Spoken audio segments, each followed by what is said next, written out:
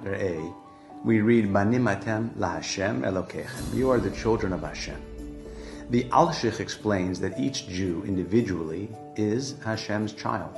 Not only as a group are we referred to as Hashem's children, but each of us individually are referred to as Hashem's child, requiring us to act in a certain manner. Yesterday, a friend of mine and I were on the way to Nechama Bakery to grab a coffee, where three young Hasidic children stood somewhat awkwardly outside the establishment. And as we drew closer, one of the children approached us with a request for tzedakah. Truth be told, neither of us had any shekalim on hand, nor did we have any cash whatsoever at the moment. On pure instinct, my friend extended an unexpected invitation. He warmly invited the trio to enter the bakery and freely choose whatever they desired, assuring them that he would take care of the bill. In that fleeting moment, he recognized an opportunity to nourish another fellow Jew's spirit and acted upon it with astonishing swiftness. Remarkably, this act of kindness required just $7. The children's faces lit up with joy as they stepped into the bakery, carefully selecting a variety of hot rugelach, delectable cookies, and refreshing beverages. Expressing their gratitude to my friend, they even asked him for his name, bestowed upon him a heartfelt blessing, and then pedaled away on their bicycles. Mika Amcha Yisrael. Last week, my wife and I had the privilege of spending Shabbat with our dear friend, Rabbi Ephraim Eliyahu Shapiro, Hashem Yishmerehu V'chayehu. And it was then that he shared the following story that I would like to pass along as well. On August 30th, 2012, you can Google it, in the ethereal landscapes of Iceland, where glaciers gleamed like diamonds, a guided tour of 100 people or so embarked on a journey of discovery. Among them was an Asian woman of grace and poise, her attire an elegant cascade of black fabric that seemed to absorb the very essence of the mysterious Icelandic landscapes.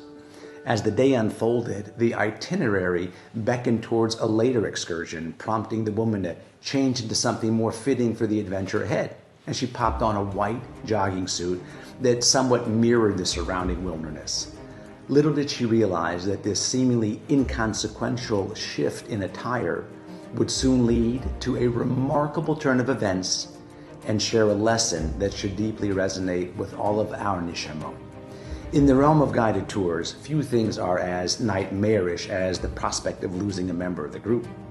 Yet ironically, the unthinkable transpired when the guide realized that the woman who had previously graced the scene in elegant black had gone missing.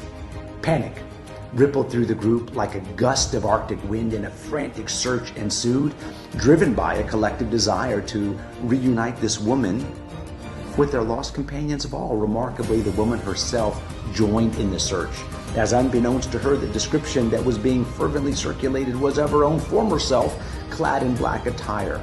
5 hours elapsed, and as the day went on, a realization dawned upon her like a first lay of daybreak. With a mixture of embarrassment and newfound clarity, she stepped forward to the authorities. "Here I am! I'm the one everyone's looking for!" To which, of course, the lead search detective said, "How could you not recognize yourself? How did you not realize that for 5 hours you are the person that we're all looking for?" To which she sheepishly replied, "I didn't recognize the description of myself. I was thinking elegant black clothing, not what I'm wearing now. So yes, I'm embarrassed, but I didn't realize it was actually me until right now." In this tale lies a profound reflection for all of us. As Am Yisrael, we must resist the temptation to mirror the Asian woman's journey of self-doubt and underestimation. The Torah HaKadoshah paints a vivid portrait of each and every one of us, a portrait infused with colors of greatness, of majesty, and potential. Yet far too often, we allow ourselves to settle for less than we're capable of, trading our potential for mere pennies on the dollar. Reb Yerucham Levovitz, the mere mashgiach, upon hearing this narrative responded, "Oy vay vay for those who fail to recognize their own chisronot, their shortcomings, for without acknowledging them, growth and improvement remain elusive." Yet his exclamation crescendoed to a heart-rending, "Oy vavoy vavoy!" for those who cannot see and embrace their own strengths, their talents, their virtues, their ma'alot, for they tragically resign themselves to just the ordinary. They forsake the pursuit of greatness that is inherently within their grasp. Let's be truthful. Don't we find ourselves ensnared in the Asian woman syndrome, rejecting descriptions of our own potential, our own greatness, as if they were tales describing someone else?